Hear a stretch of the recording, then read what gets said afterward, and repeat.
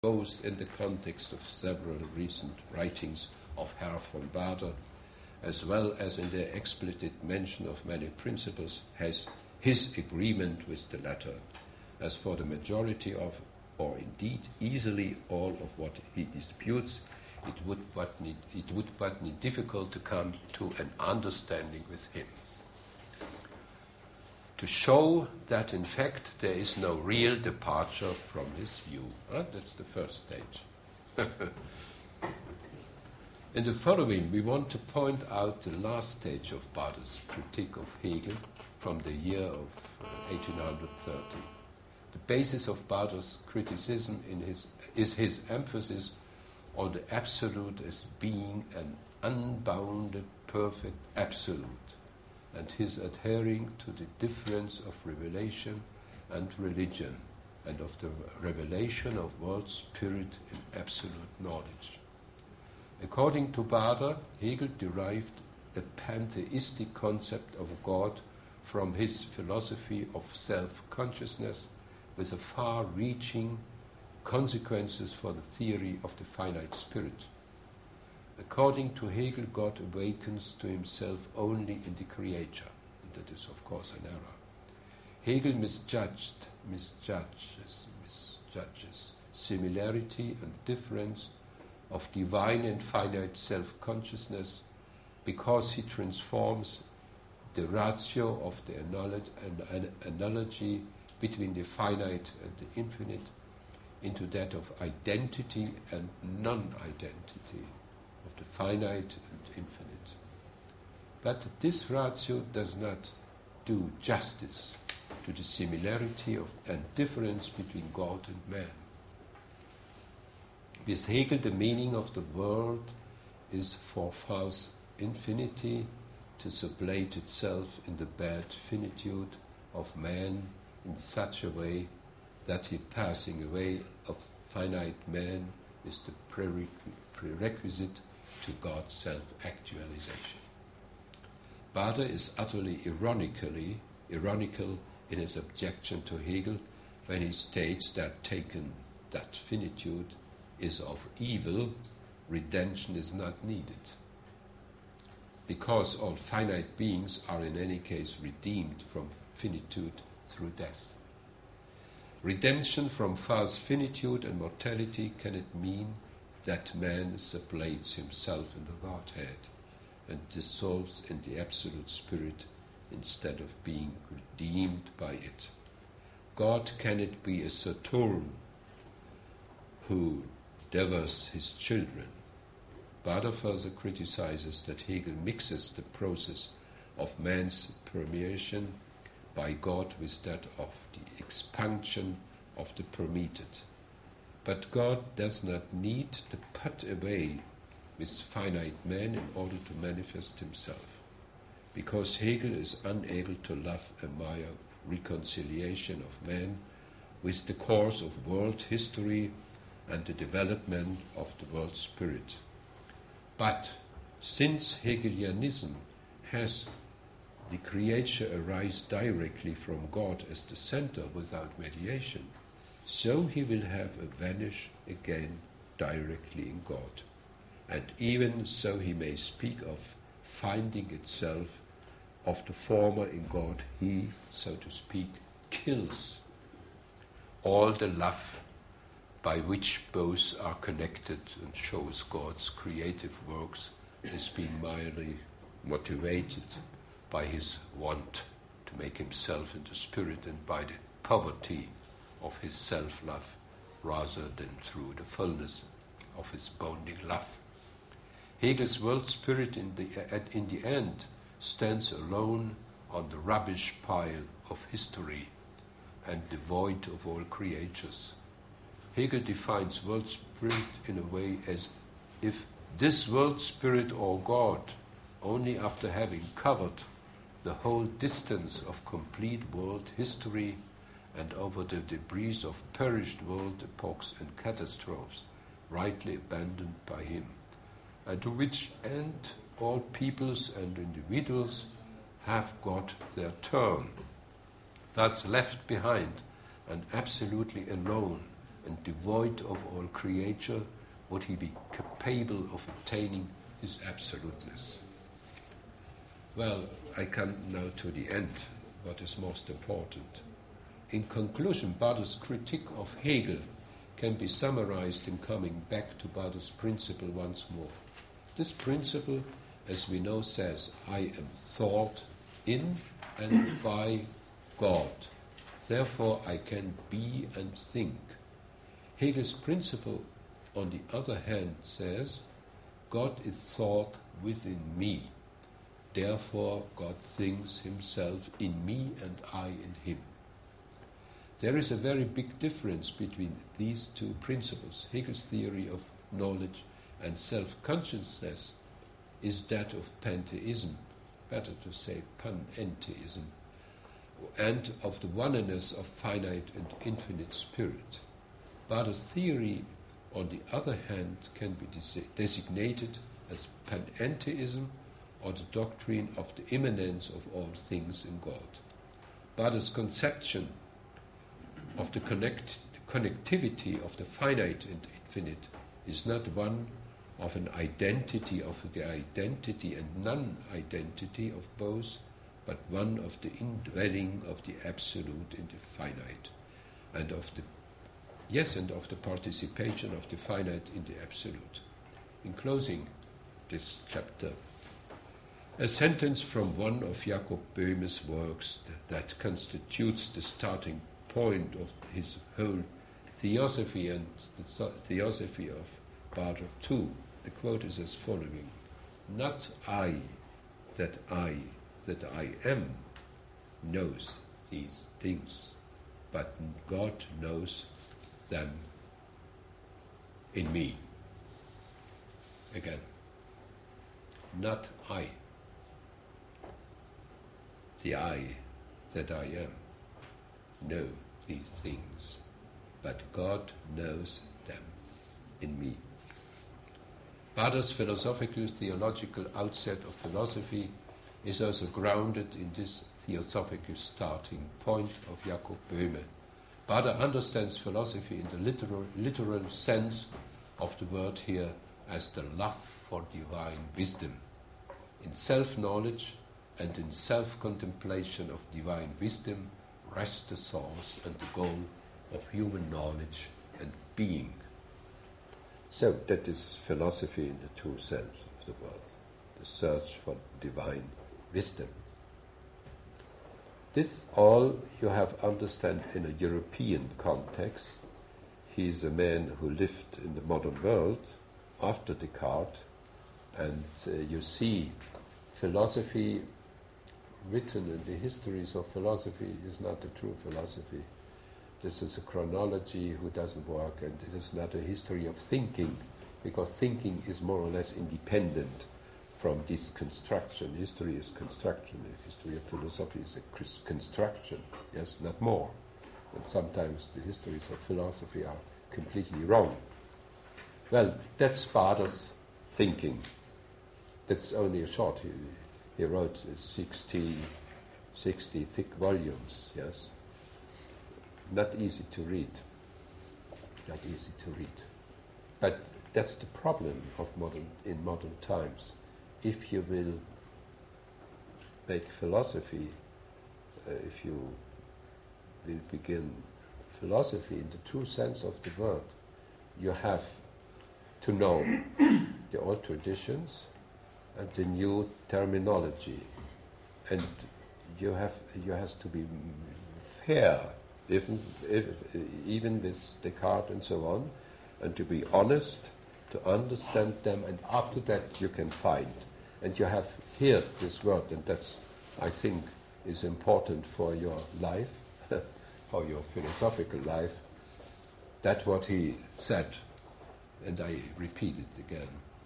And in fact, and that's not only Hegel, and in fact, since Hegel has lit the dialectical fire, the autodafé of previous philosophy, once and for all, there is no way to success except through it. It is a person has to conduct himself and his works through this fire. he cannot prescind from it or even go so far as to ignore it. Not the way is not damnation of the modernity. You are all children, we are all children of modernity, if you are Muslims or Taoists or Christians, yes, we are all children of modernity in our thinking, without any doubt. And the Muslims, please, you are not an exception. You are sometimes more secularized as we in Germany. I observed it, especially in Arabic countries. The Saudis are in a Disneyland of modern technology, but they are contempting philosophy. What's that for? Is schizophrenia. Yes, that's therefore it is important to learn what is thinking, what is thinking. Yes, that is, I think, the key. And you cannot learn. It's a long way. It's a long way. It's a long way. But we are hopeful. Well, we have now time a little bit to discuss. May I? Yes, go ahead. I just want, the point about Kant, that what is his criticism on Kant? I couldn't pick up that. Can you please repeat? Yes, that is the concept of reason. It is a contradiction within the... So what's that contradiction? Yes, I can repeat that what I said. Well,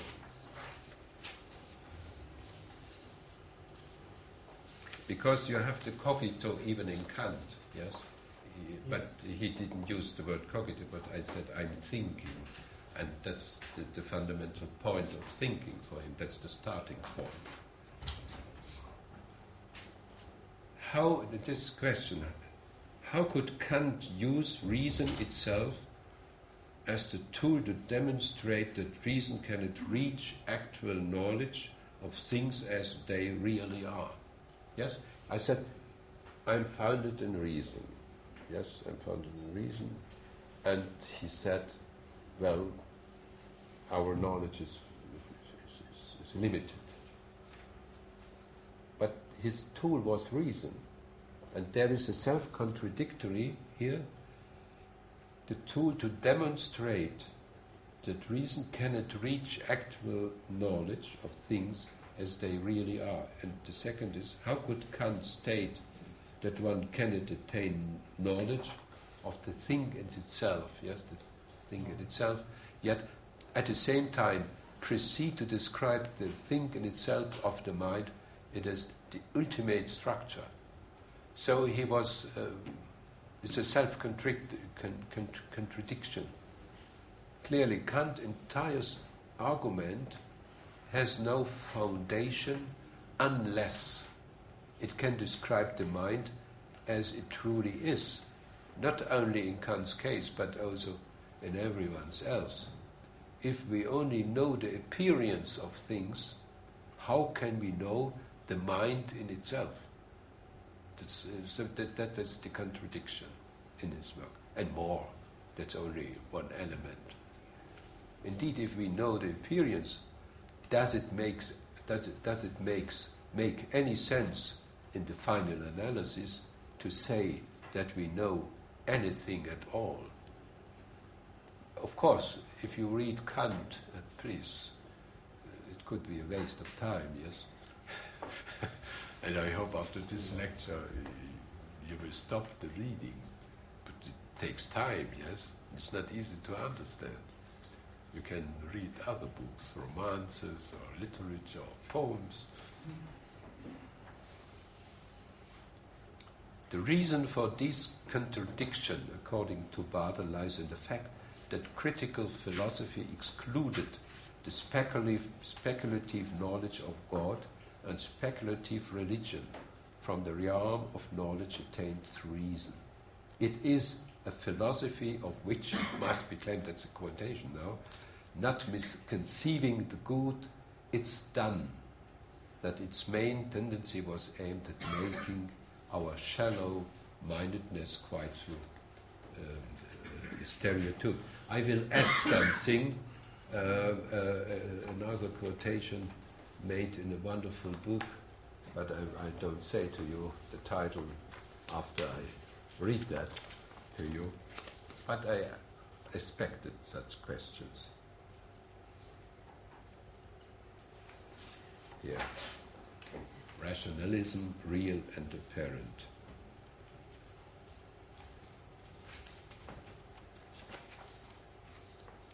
Reason, then, I can begin here.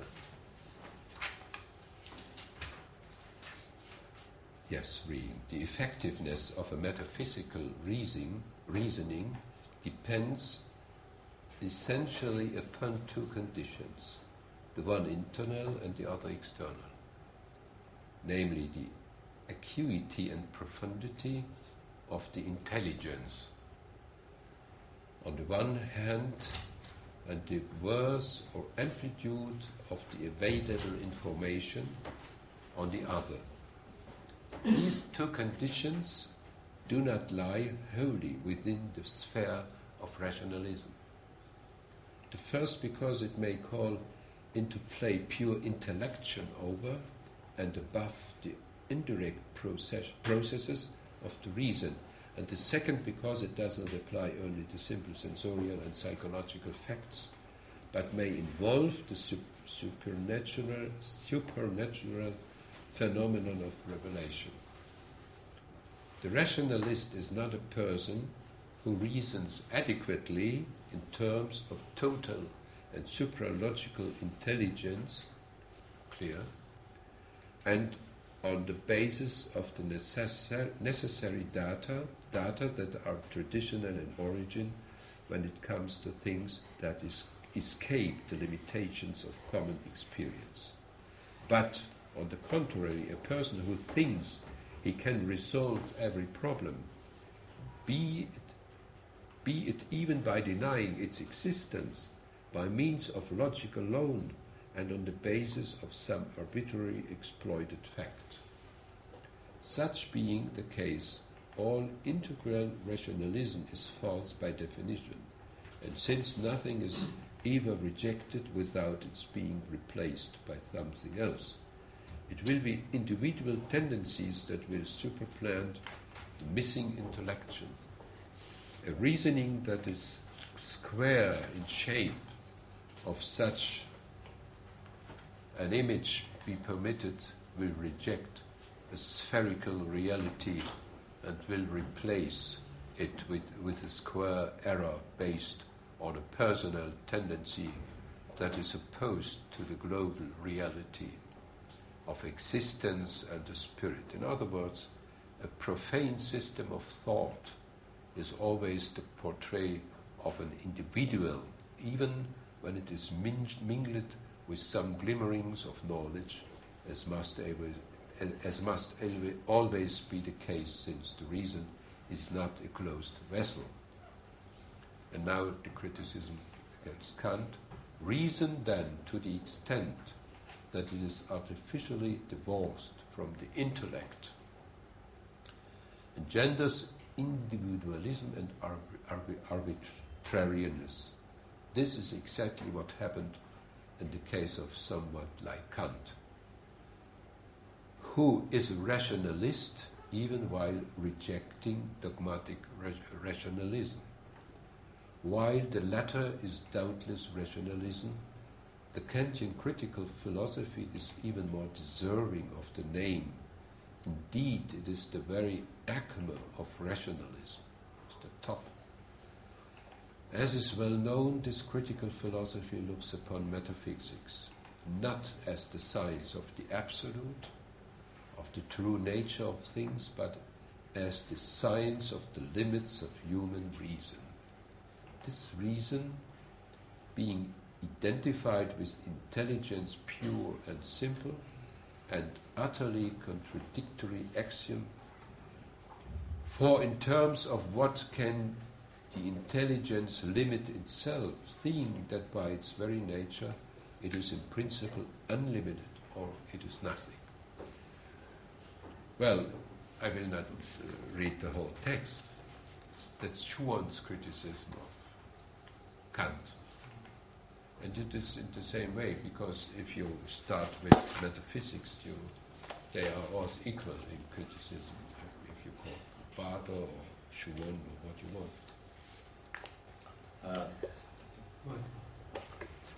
I think if there's no more question, please. Yes. Yeah. Because No. I think your point is important to put forward about the cogito. Yes, please. No, I don't want to, on the basis of my previous questions, because Badr is a new philosopher for me, I haven't read any of his work. So you can help me explaining what is the principle of his philosophy, and especially what he means by self-knowledge. Because I took it from your explanation that his theosophical starting point of Jacob Bohme said, "Not I, the I that I am, know these things, but God knows them in me." If we use, for example, like Ibn Arabi, the principle of his irfan is oneness of being, wahdatul wujud, and Mullah Sadra is the principiality of existence and asalatul wujud. Based on these principles, both of them they can explain if they have such propositions, and based of that principles, they explain the relation between the knower and something known, and between man and God, self-knowledge and God knowledge in man. So what I would like you to know, what I would like you to explain to me is, what is Badr's mean by self-knowledge, and what is the principle of his philosophy? So based on these principles, we can understand various propositions made by him. Well, he is founded, of course, in the German mysticism, yes, and on Meister Eckhart and Jakob Böhme, but of course he read Thomas Aquinas and wrote a little book about him, a commentary, and so on, and a lot of other things. But he's mainly founded in German mysticism, who is in these cases of Meister Eckhart and Jakob Böhme, founded in a doctrine. Is a doctrine philosophical or metaphysical? It is a metaphysical doctrine. I will not say philosophical because we can mix the terms. And Meister Eckhart uses the language of the medieval times, Latin and medieval German. And he speaks, of course, about being and super-being and so on. Jakob Böhme don't use this philosophical language. Ibn Arabi used the Greek language, and we did translate it into Arab, because the concept of being, that's philosophy, and the Quranic language is different from this philosophical language. If the philosophy is good, so she is under the guidance of the revelation, yes. And I think in your question is the problem. One of the problems is the terminology. The terminology depends. The tradition, Ibn Arabi, Suhrawardi, and so on, that's founded, of course, it is Islamic philosophy, but in the terminology, it is translated Greek philosophy. The Ibn Arabi wouldn't exist without the Greeks, because the terminology, wujud, and so on, is based in the Greek philosophy of Aristotle, and the Platonists, and so on, but Islamized, of course, and the revelation came to this understanding, and you have both aspects. The case here is a little bit different. As you know, the Western world, or better to say, even the medieval world, they have not a revelation textbook like the Quran. Revelation for them is the Jesus Christ. That's the Logos, yes?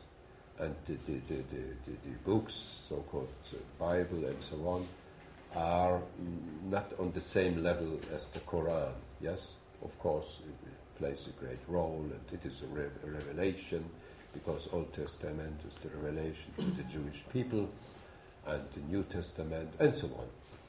So the case is a little bit different. In mysticism, we have Meister Eckhart, for example, who was a monk in the Dominican order, a theologian and mystic, and as a theologian he was a mystic, and as a mystic he described the mysticism in theological terms, partially in the tradition of the medieval terminology, and he was very creative in his German language. He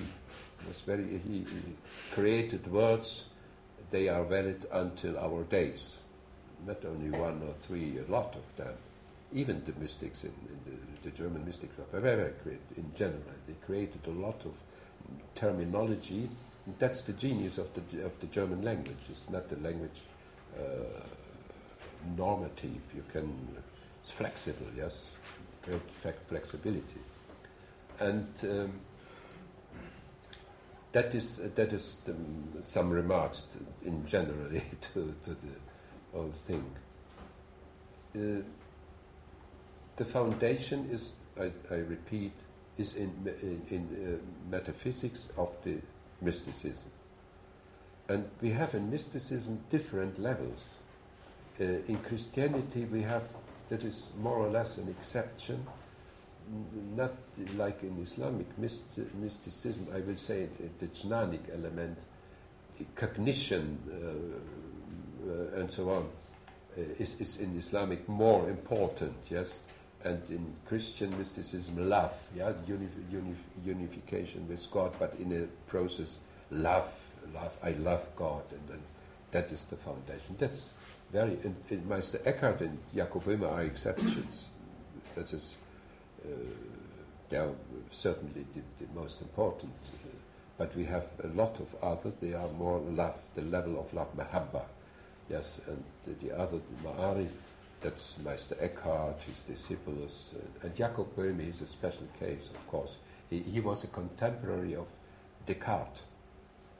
And if you will study in French, the good book of philosophy of Kant by Kojève, he begins the introduction, if you will study the works of Jakob Böhme, oubliez surtout Descartes, forget at all the philosophy of, not of Kant, of Descartes.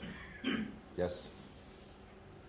And that is important to understand philosophy, the philosophy, or no, the thinking, the theosophy of Böhme. What we are here to